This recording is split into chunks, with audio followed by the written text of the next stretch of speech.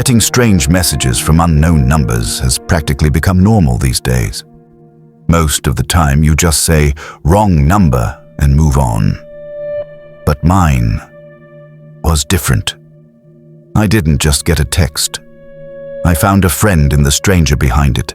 It felt harmless at first, but by the time everything was over, I was left with a story I'll never escape. My name is Daniel Harris, and this happened when I was young.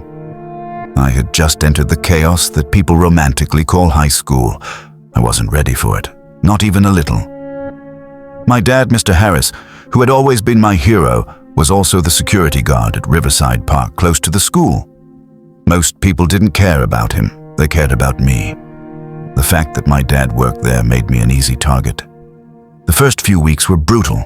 I had no friends, no one to talk to. And to make things worse, I didn't even have a phone. My dad had bills to pay and priorities I didn't question. Every day, it felt like the walls were closing in. After the first month, I thought I might actually lose it. I was ready to give up, to drop out, just to escape the teasing and the loneliness. But fate had something else in store.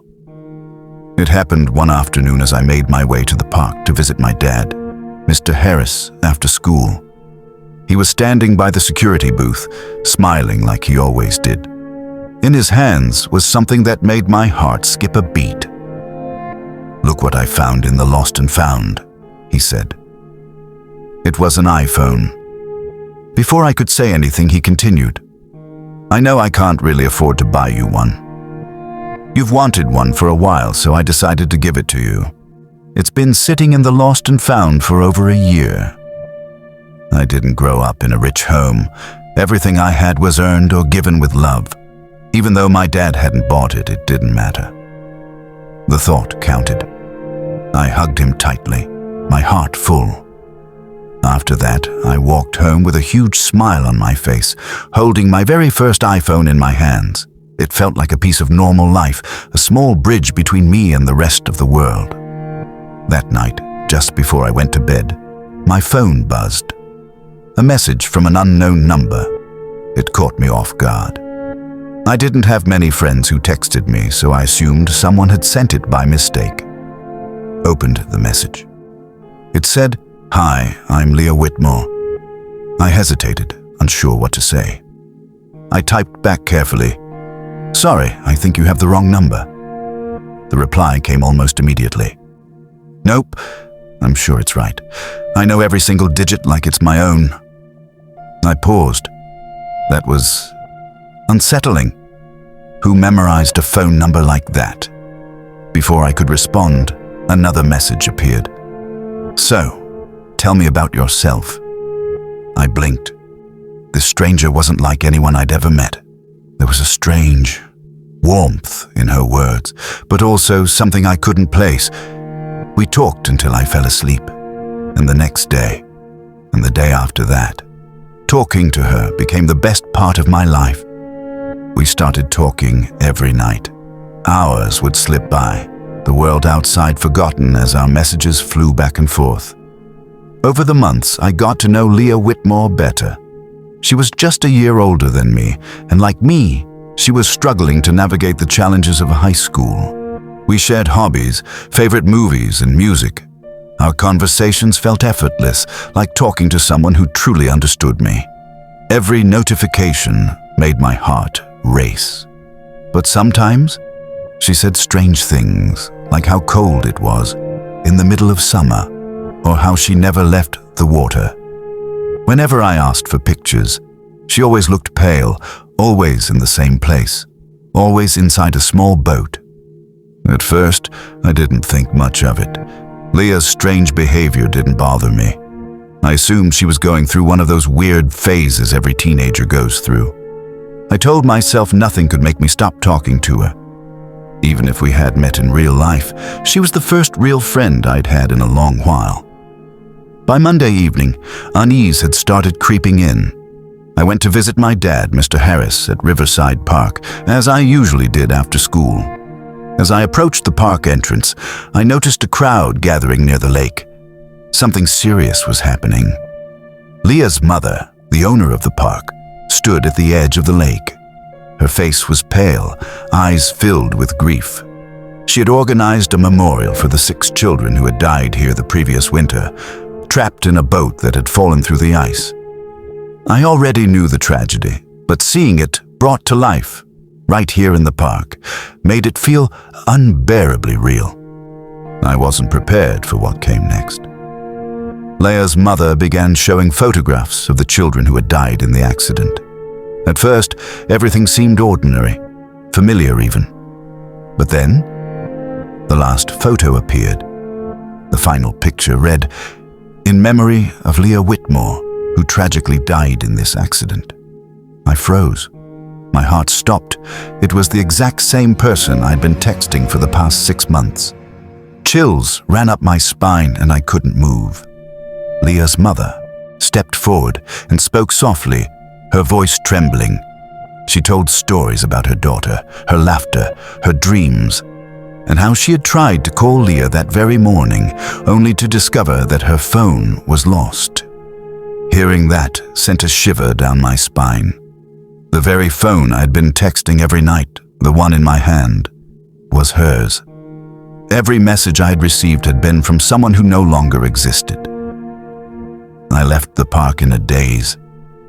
My dad, Mr. Harris, noticed and asked if I was all right. I forced a smile and told him I was fine, just having a bad day. But inside, panic and confusion churned. That night, I sat at home, frantically texting Leah Whitmore. I asked question after question, desperate for a reply. But there was only silence. Weeks passed. No messages. She had completely ghosted me. I tried to tell a few people what had happened, about Leah Whitmore, about the texts, about the pictures, but no matter who I spoke to, no one believed a word I said. Everyone brushed it off as stress, imagination, or just a kid being dramatic. Everyone except my dad. When he saw how shaken I was, how I could barely sleep, he finally sat me down and listened. Really listened. And for the first time, someone actually believed me. After hearing everything, my dad didn't waste any time. He took my hand and said, "We need to talk to her mother." We drove straight to Riverside Park. Leah's mother listened quietly as my dad explained everything. The messages, the photos, the lost phone. At first, she didn't believe it. She gave a tired, forced smile, the kind people make when they're trying not to fall apart. But then I handed her the phone. Her face drained of color. She touched the case with shaking fingers and whispered her daughter's name. Leah's mother got up, hugged me, and cried. He then told me that he believed me, as he knew without a doubt that the iPhone I gave her belonged to her very own daughter, Leah. She believed I'm older now, but I still remember every second of what happened. Every message, every picture, every cold realization. It was terrifying, unexplainable, and something I'll never forget. And whenever people ask me about the strangest thing that's ever happened in my life, I simply tell them, I once had a phone that could text the dead. Wait, yes, you. Take a moment to subscribe. It really helps the channel grow, and it's completely free, and I'd be grateful to have you here for the next story. Thank you for subscribing to my channel. Love you all. I've always been absent-minded, the kind of person who misplaces things without even trying. Keys, wallets, chargers. You name it, I've lost it. Sometimes they found their way back to me. Sometimes they didn't. But there was one night I wished I'd lost nothing at all. Because losing my phone that night dragged my life into a nightmare I wasn't prepared for. It happened on a humid Friday evening. I had plans to go to an underground lounge with my friends.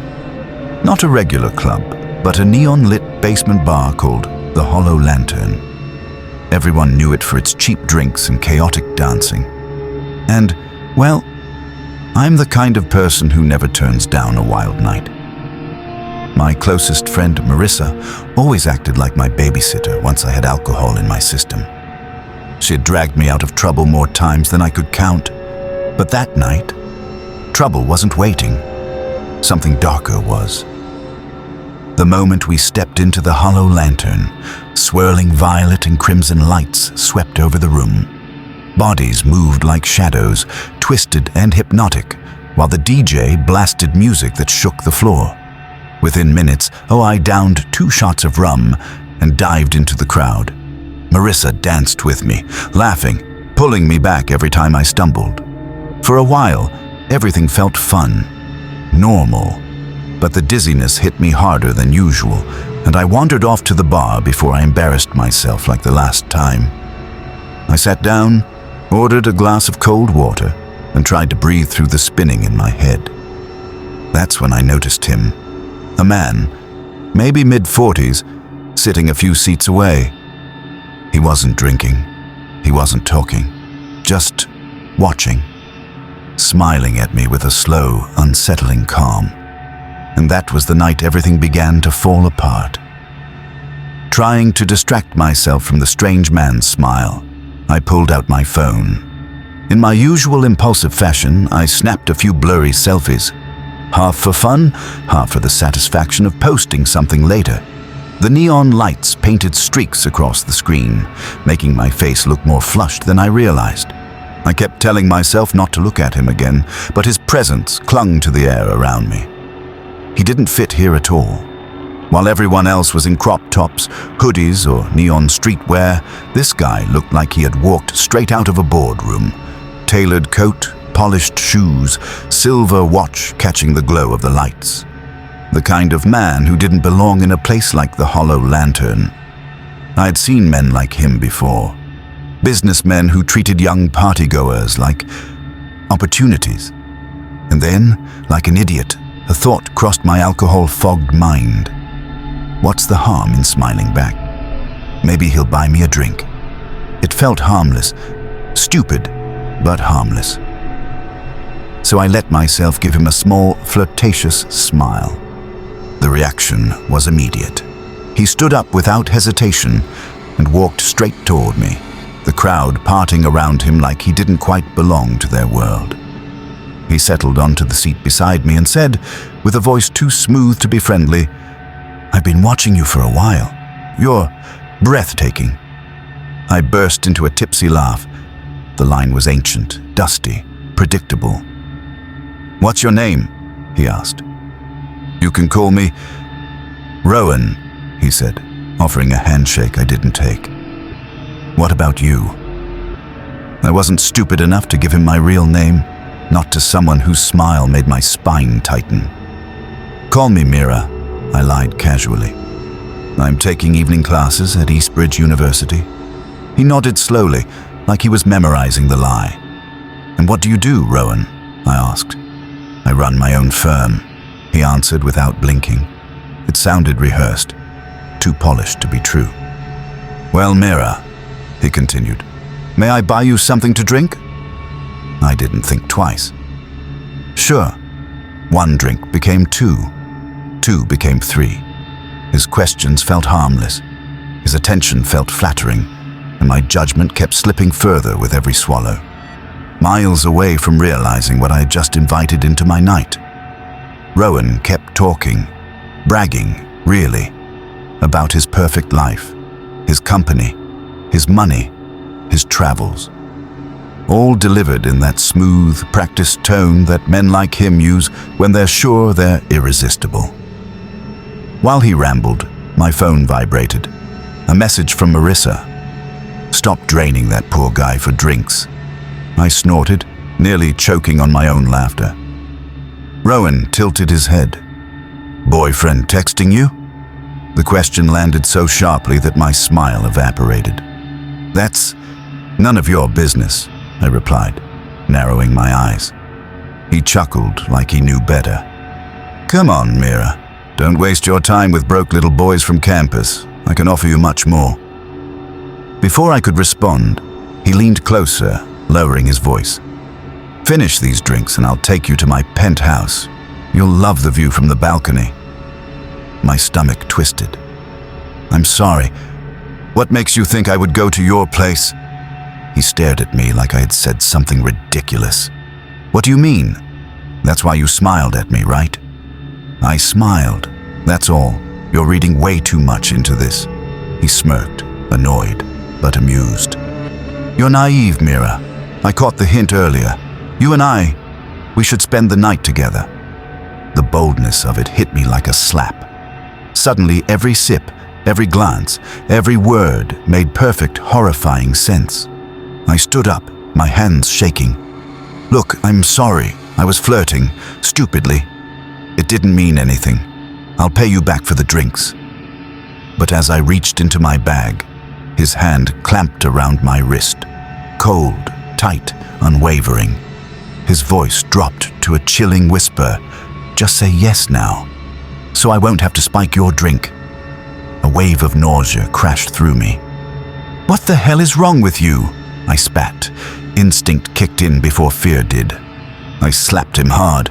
The entire bar seemed to freeze for a moment. Marissa and the others rushed toward me, grabbing my shoulders, pulling me back.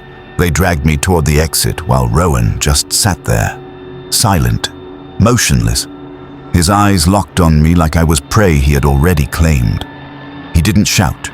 He didn't lunge. He didn't blink. He only stared until the club doors hid him from view. Marissa shoved me into the back of the car and started driving. It wasn't until we were halfway home that the panic hit me harder than the alcohol.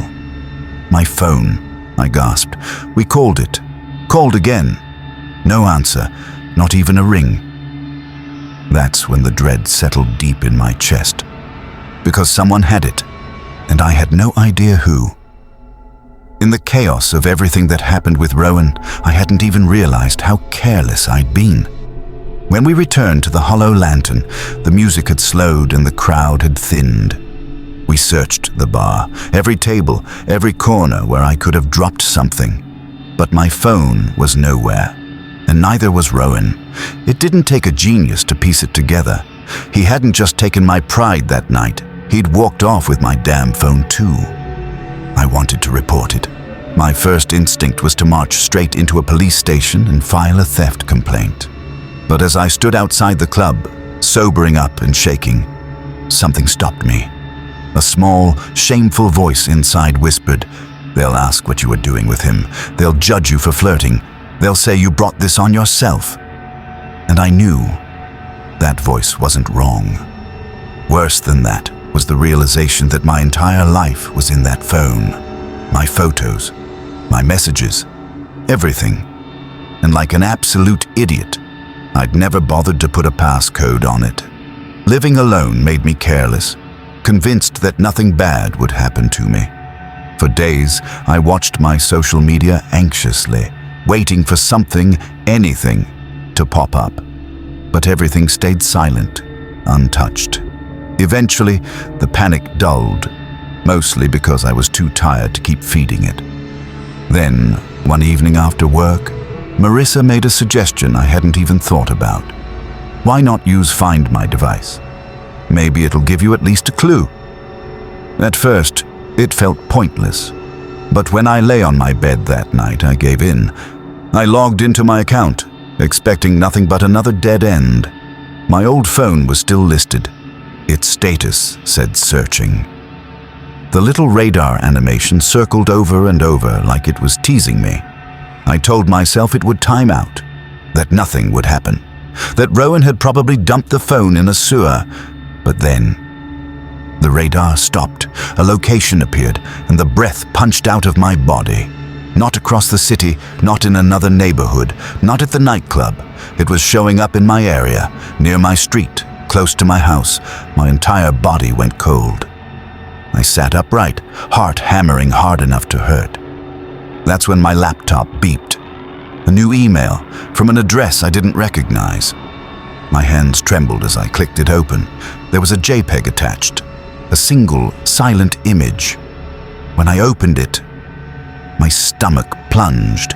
It was a photo of me, standing in my bedroom, holding my current phone, wearing the same nightgown I had on right now.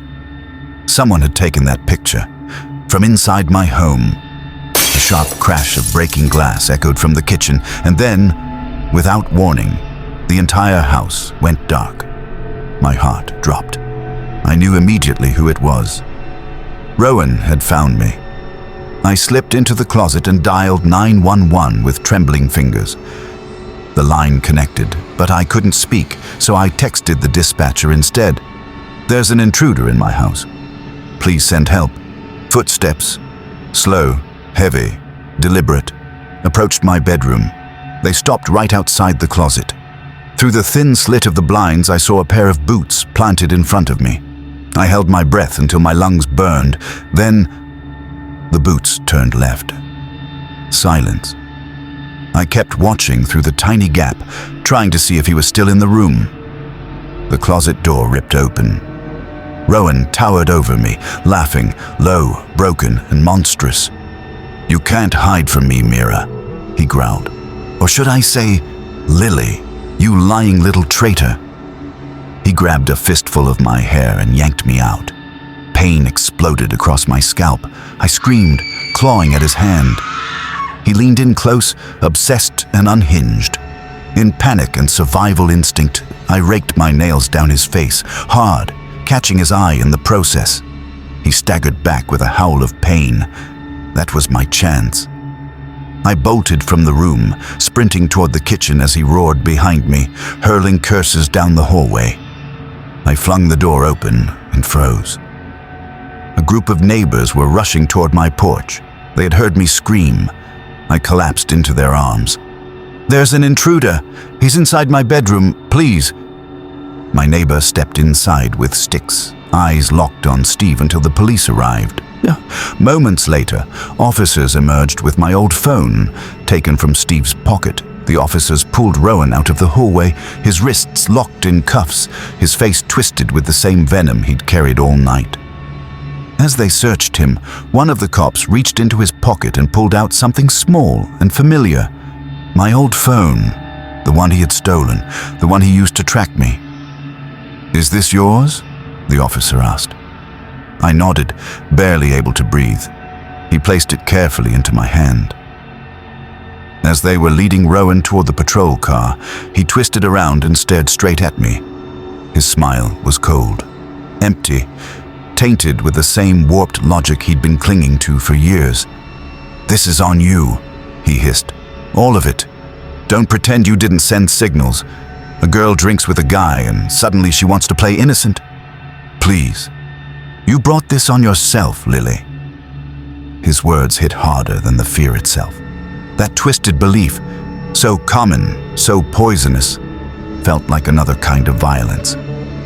I stood there shaking, clutching the phone. The officers returned to me, and one thought cut through all the noise. No, it isn't right. It is never right to assume a woman owes anything because she shared a drink, a laugh, or a moment. I didn't ask for it. I didn't send the wrong message, and I wasn't the one who chose violence that night. He did. The door slammed behind him as the police drove away, carrying the weight of his own excuses with him. So, tell me something. Do you think I was wrong for laughing at his joke that night? Or was he already planning everything the moment I smiled back? Because sometimes, it isn't the monsters hiding in the dark you should fear. It's the ones who believe you owe them something. Let me know in the comments. Who do you think was really at fault? And what would you have done if the phone he stole suddenly showed up in your neighborhood? And remember, not every stranger wants a conversation. Some want control.